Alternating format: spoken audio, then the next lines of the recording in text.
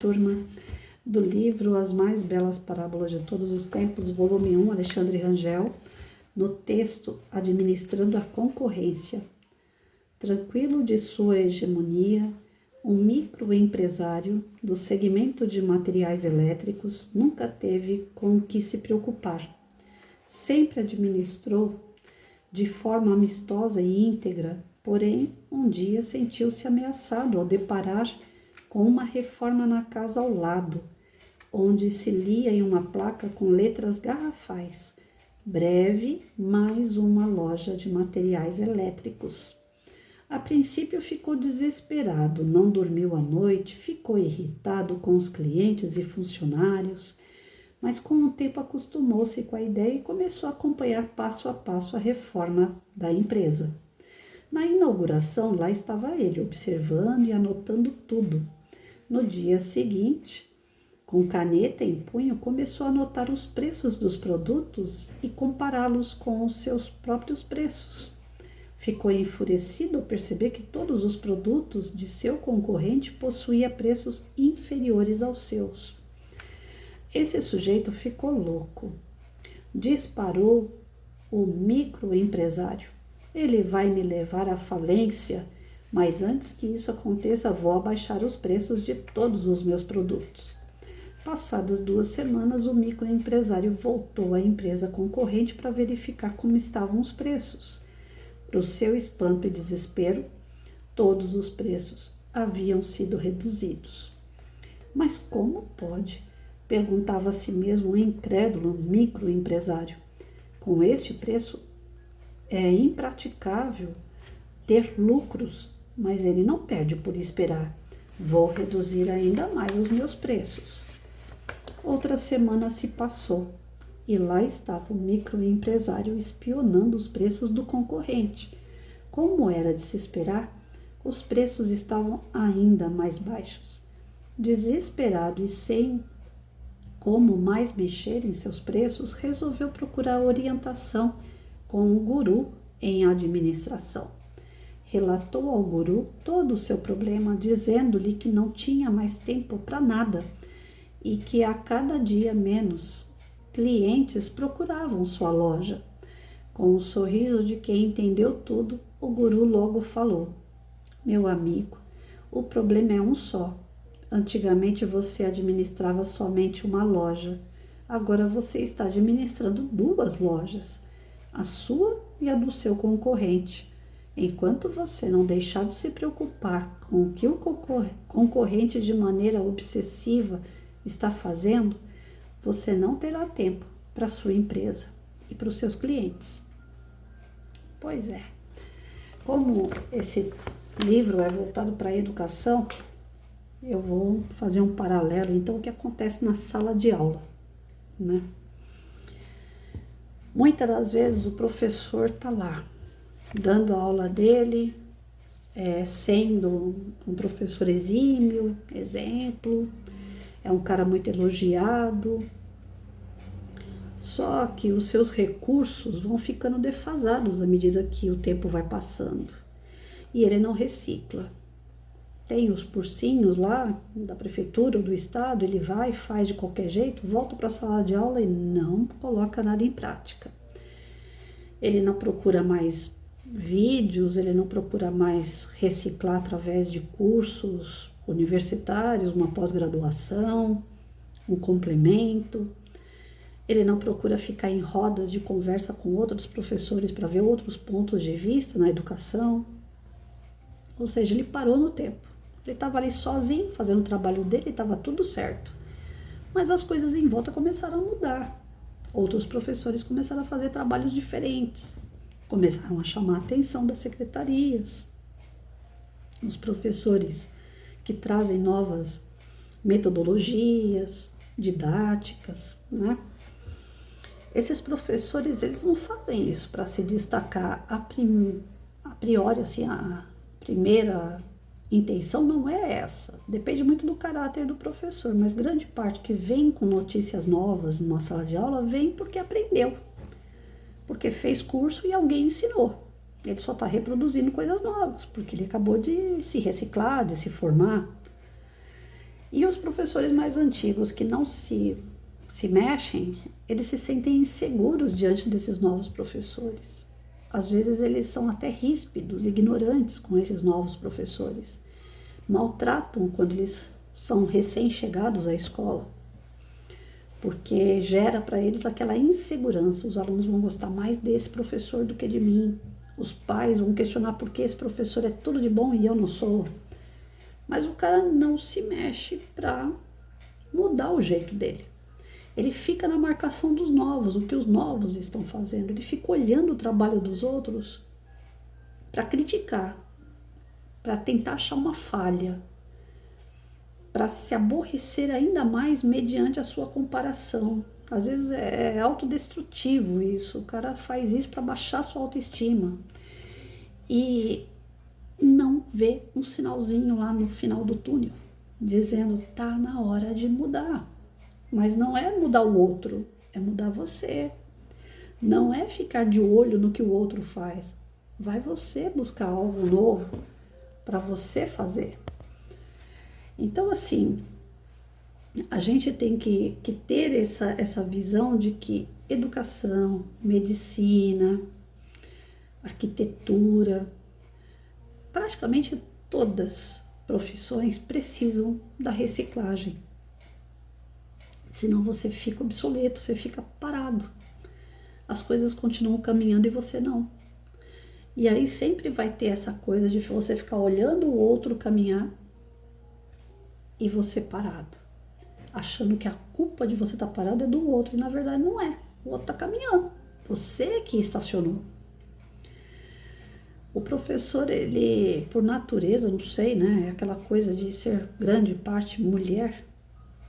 Nós temos algo assim, por ser mulher, de se comparar, né? Às vezes se compara pela roupa, por uma maquiagem, por um tipo de óculos, um objeto que a pessoa usa, um relógio.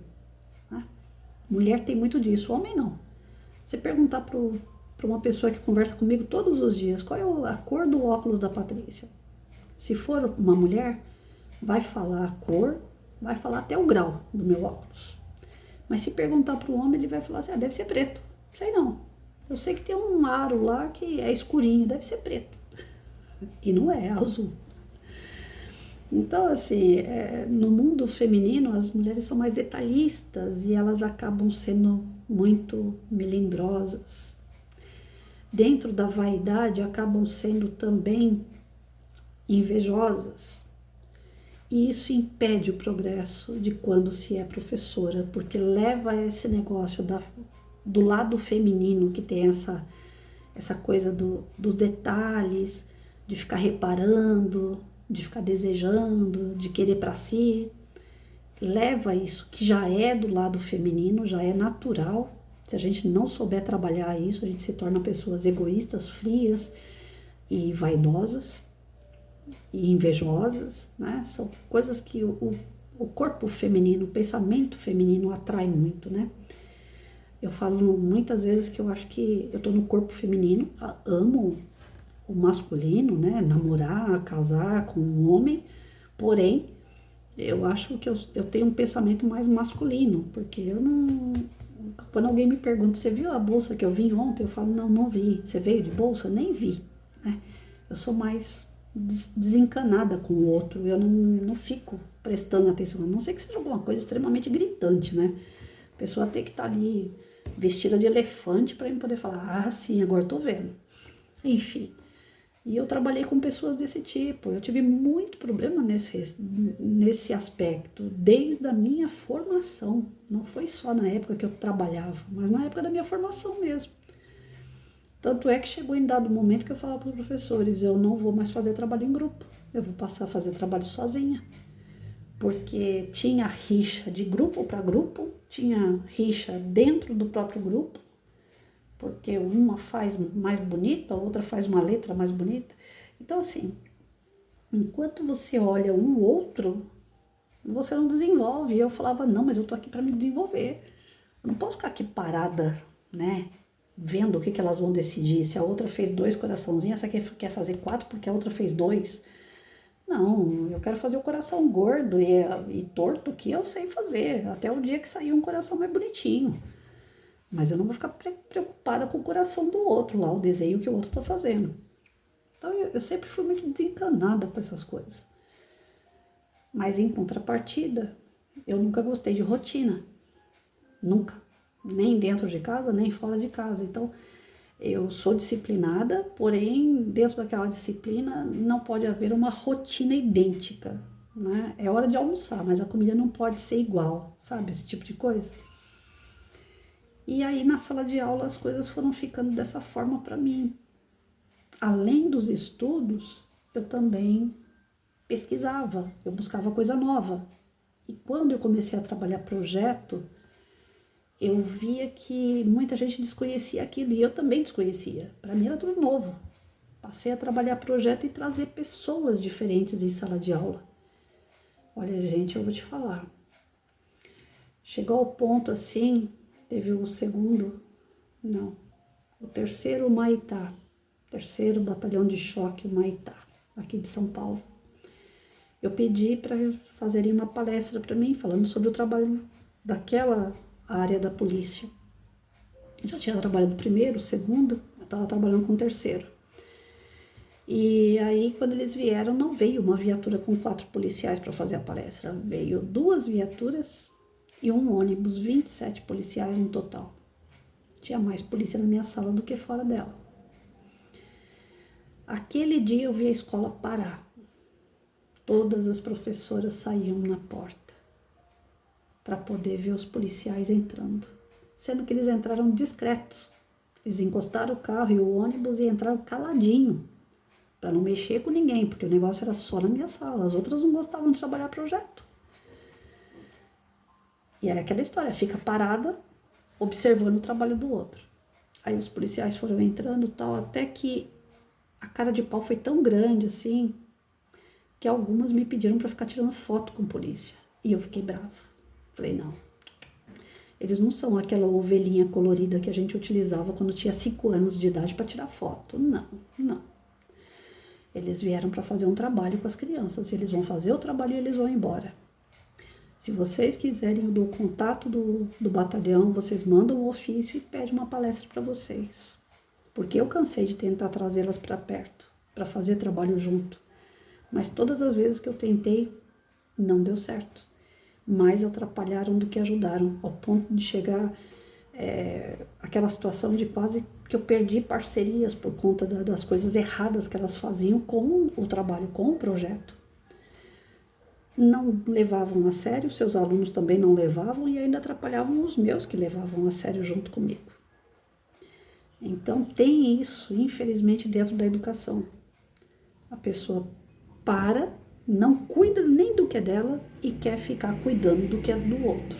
Ou seja, ela não vai caminhar nunca desse jeito, né? E dentro de casa existem também aquelas rixas, inclusive, de familiares nesse sentido, né? Que para o tempo e fica olhando o outro familiar e reclama que a sua vida não vai adiante, sendo que ele pode ir adiante como o outro, basta ele atuar também. Enquanto a gente para, as coisas não caminham, né? Não se desenvolve. Então, é da lei natural. Você trabalha, você recebe. Você produz, você colhe. Se você não está fazendo sua parte, você quer o quê? Né? Então, é uma reflexão que a gente leva para o nosso pessoal de profissão, para o nosso ideal de casa, de família. E as crianças podem receber esse texto da mesma forma. Né? Aquela criança que fica achando defeito nos demais, ela não está estudando. Ela está vendo o defeito de todo mundo, então ela não está estudando. Porque se ela tivesse focada ali nos estudos dela, não estava vendo ninguém.